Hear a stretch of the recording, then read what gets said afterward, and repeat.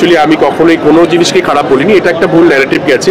আমি কখনোই খাদানের এগেনস্টে কখনো কোনো কথা বলিনি। এটা আজকে সকাল থেকে শো শুরু হয়ে গেছে, প্রচুর লোক হলে এসে সিনেমা দেখেছে, প্রচুর শো আজকে হাউসফুল ছিল, ভীষণ ভালো রেসপন্স, খুব ভালো লেগেছে সন্তান সবার, যে কারণের জন্য সন্তান বানানো সেটা সাকসেস। আমরা মানুষের খুব ভালো লেগেছে এবং সবাই উচ্ছ্বসিত প্রশংসা করেছে।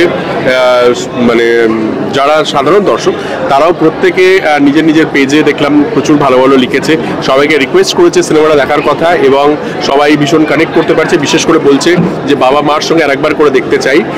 সো এটা সন্তানের জন্য খুব ভালো কালেকশন ছিল আজকে, কালকে কালেকশন আরও বাড়বে, তারপরের দিন আরও বাড়বে, আশা করছি সন্তানের জন্য খুব ভালো সময় আর কি। চক্রবর্তী পরিবারের তিন জেনারেশন একসঙ্গে, নাকি তোমার প্রাপ্তি? না, খুব ভালো। মিঠুন চক্রবর্তীর সঙ্গে প্রথমবার কাজ করলাম। তোমার পরিবারের তিন জেনারেশন, মানে নাতি, তোমার মা এবং তোমরা তিন জেনারেশন আজকে এসছে, তাই তো না?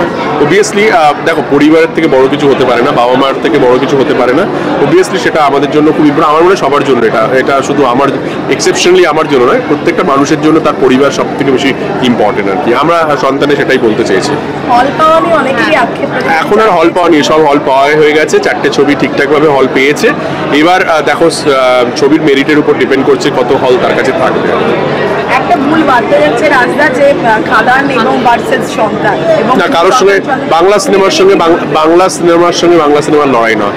এই লড়াইটা বাংলা সিনেমার সঙ্গে অন্য ল্যাঙ্গুয়েজের লড়াই, এবং প্রত্যেকটা বাংলা সিনেমা খুব ভালো করছে। আজকের দিন তো খুব ভালো ছিল সবার জন্য, তা আমি সবার জন্য অবভিয়াসলি আমার তরফ থেকে অনেক অনেক শুভেচ্ছা আগামী কালকের জন্য, তার পরের দিনের জন্য, এবং আগামী ক্রিসমাস, বড় মানে নিউ ইয়ার, সব কিছুর জন্য এই 4টে সিনেমাকে আমি শুভকামনা দিলাম। সবাইকে বলবো হলে গিয়ে 4টে বাংলা সিনেমাই দেখুন।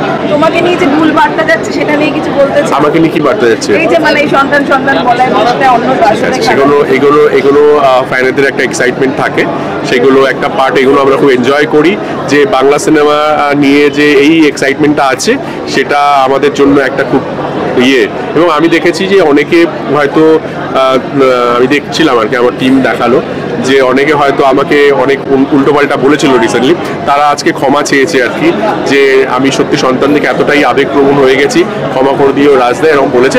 এবং তারা প্রত্যেকেই ইমোশনাল হয়ে প্রত্যেকটা জিনিসে, এবং এটা একটা ভুল বোঝাবুঝি আমার মনে হয় আর কি, এটা একটা ভুল ন্যারেটিভ।